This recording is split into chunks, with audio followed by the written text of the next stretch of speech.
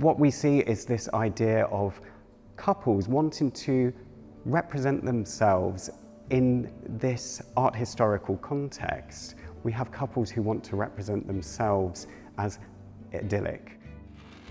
We know with Reynolds we need to be so careful because we just don't know what to expect, and each one is a kind of case by itself.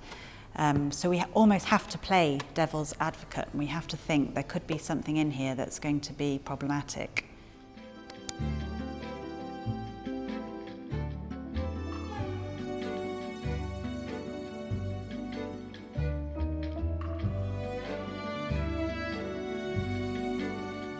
I'm Jon King, and I am the Bernays Curatorial Fellow of British Paintings here at the National Gallery.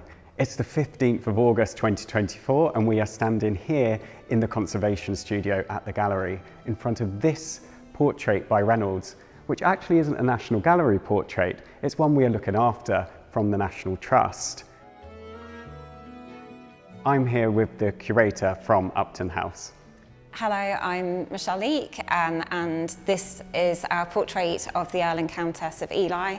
And I'm here today to see the conservation work that Hayley has been doing on the picture. Let's start with who we are looking at in this portrait. So we have Henry Loftus and Anne Bonfoy. Henry here, he's 66 years old, and Anne, he's 23. So Henry was an Anglo-Irish peer and politician. This is actually Henry's second wife. His first wife died in 1774, and he actually married Anne the following year. This portrait, in fact, was commissioned to commemorate their marriage. My name is Hayley Tomlinson. I'm a paintings conservator at the National Gallery. My name is Nelly von Aderkas, and I'm a conservation scientist here at the National Gallery. This part of the cleaning is relatively straightforward, but there's still a lot to do to identify what's going on. Yeah, Hayley, can you tell me how it's been cleaning this picture? What have you enjoyed working on? Perhaps surprisingly, I think I've enjoyed working on him the most, because I think this sort of silvery grey is really quite attractive and very different from this, which is, a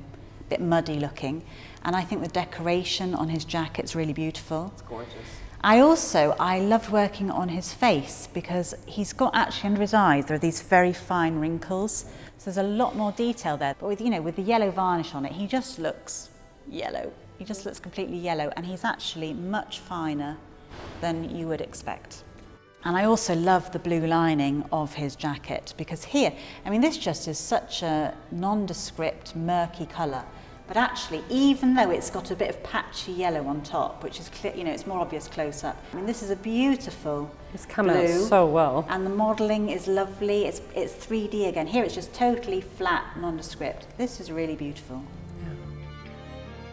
One thing that is striking about this portrait is the fashion. So we can see that the Earl and Countess are sort of walking through this parkland, but they're not exactly dressed as you would imagine somebody going for a lovely country walk. Actually, Anne's in this very sort of extravagant dress with bows and ruffles and lace. So there's that sort of contrast with the landscape behind them. There's definitely something here about class and who has leisure in the landscape and who works on the landscape, and here we see a depiction of aristocratic leisure. From what we understand, this is a court dress. She is a debutante who will be presented to the King and Queen at this point. That's Queen Charlotte and King George III.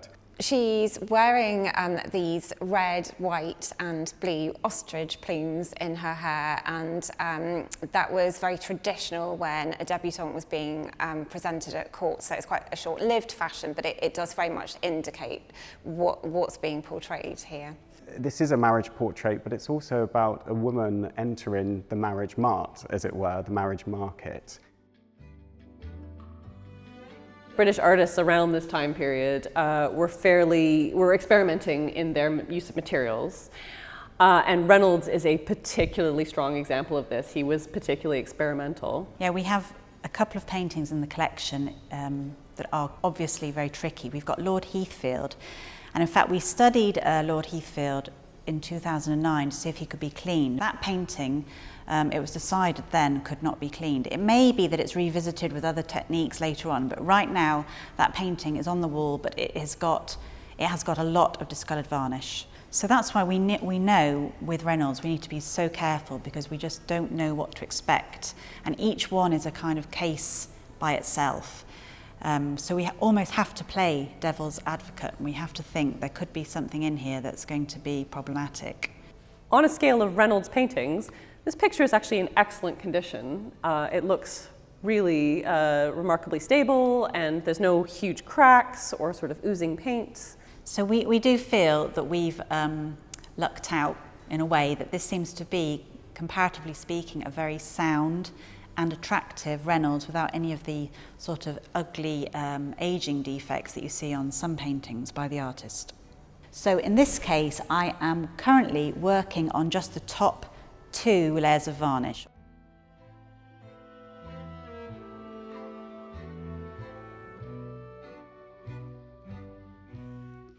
I mean, this may be a bit harder to see, but over much of the painting, there's this really quite patchy layer, yellow layer. It's in this leg, looks quite stripy. In her dress, you can see it's like a big yellow patch here, but in some places here, it's not there, but it's a generally patchy. It's quite bad here, yellow here. So I took a sample from this yellowy, patchy layer, and the investigation on this layer is still ongoing, but so far I can tell you that it does contain quite a bit of wax, as well as some other components which we're nailing down. So Hayley, if I'm finding wax in either the surface layers or the paint layers, like why would that be? In the 18th century, artists were experimenting with a whole load of new materials, Reynolds in particular, and there was quite a fascination with wax. And you know, it was thought to have been used in some very early wall paintings, so there was this interest in wax and material. Sometimes you might add it to the paint, sometimes you might use it as a polish, and it makes something look shiny. So it could be used in a whole range of ways. But unfortunately, it's very sensitive material, very sensitive to solvents. So for later restorers, it's very tricky material to deal with. We do know also that restorers historically have used it as a material, as a layer, either on its own or mixed in with either resins or oil or other components. So we do find this waxy layer. We're finding it all over the surface, but we're not entirely clear whether or not this is by Reynolds himself or whether or not this is by a later restorer. And so nailing that information down is really important before we continue with the treatment.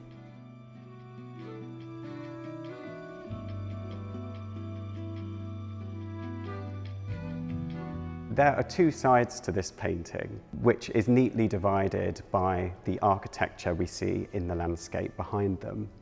Behind the Earl, we have this classical architecture, which has remnants of the Grand Tour. It is a reference to him being a learned man, a cultured man, whereas on the left, the Countess is more associated with nature. And we can see this carried through in the ostrich plumes in her hair, which kind of blend with the trees in the background.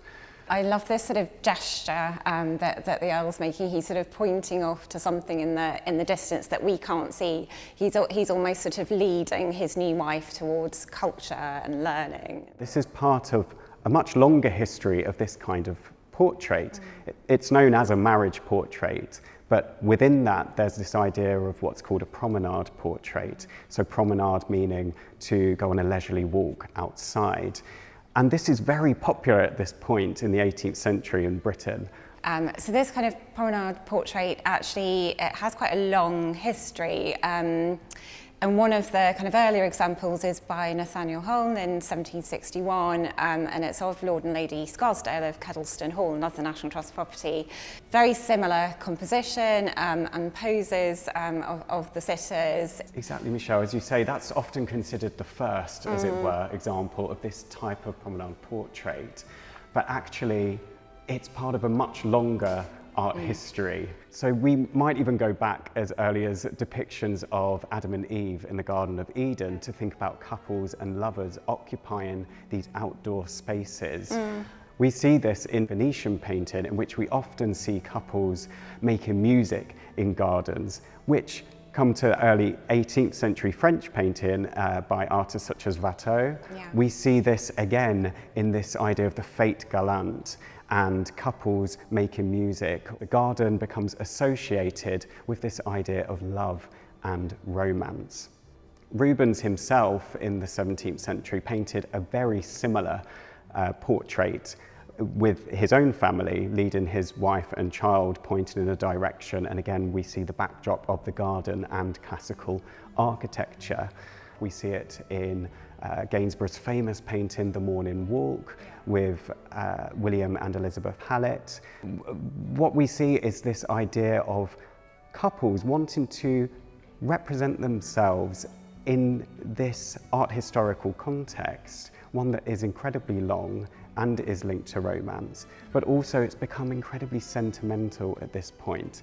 We have couples who want to represent themselves as idyllic. Portraits such as this one were actually intended to be displayed in the marital home to suggest that marital bliss to anyone that was visiting. That was exactly the sort of intention of this kind of portrait. Anne's mother, also called Anne, was considered a great beauty of her time, which Reynolds celebrates in his painting of her. And we see this in the way that she is kind of the focal point of the painting. The Earl looks at the Countess, so we are also averting our gaze towards the Countess as well. Part of the conservation process is to take X-ray photography of the painting so that we can see if there have been any changes made. Of all the changes that were made, most of them happened to the Countess herself. The Earl was painted almost exactly as he looks here, and there were no changes made when he was 66 at the time, and I think he looks considerably younger than he does in other portraits around this time. Whereas the Countess, she was made to look a lot more dainty, a lot more traditionally feminine, and we can see this in the foot. Her foot is made so much smaller. We can actually see the markings on the paint of where Reynolds has covered up that space. Her thumb on her hand used to be visible, but it's now hiding behind, it's tucked away behind her dress. And her dress has been brought in at the back, and her face has as well as her hair. It's been made less bulbous and more refined. So everything about the Countess has been to make her more beautiful, to make her more of what we might think of as traditionally feminine at this time, almost porcelain-like. Yes, she does almost look like a porcelain doll, particularly with the sort of beautiful pink sort of cheeks. It's lovely that that kind of technical analysis can give us an insight into Reynolds' thoughts and how he was working, which obviously you can't see with the naked eye, but it's another way that we can talk about this picture when it comes back to Upton House. And it leads us to merely speculate why changes were made to the Countess only and not the Earl. And I'm thinking that could she have perhaps had something to do with that? Did she request changes? Was she not happy with how Reynolds had portrayed her? Yes. But I guess we'll never know. The difference is unbelievable, actually, and it's as Reynolds intended it to be, and that's what we lose over time as the kind of varnishes darken. So, yes, it's not finished, but I can already see the transformation. And when it's back at Upton, actually, it will look spectacular. All this work is going to go towards making this picture look as great as it can do for as long as it can. We want to keep this picture looking beautiful. Particularly as it is actually a really attractive Reynolds with a very sound technique. There is no reason why this painting shouldn't look fantastic. I think it's lovely. It is a good one. Thank goodness.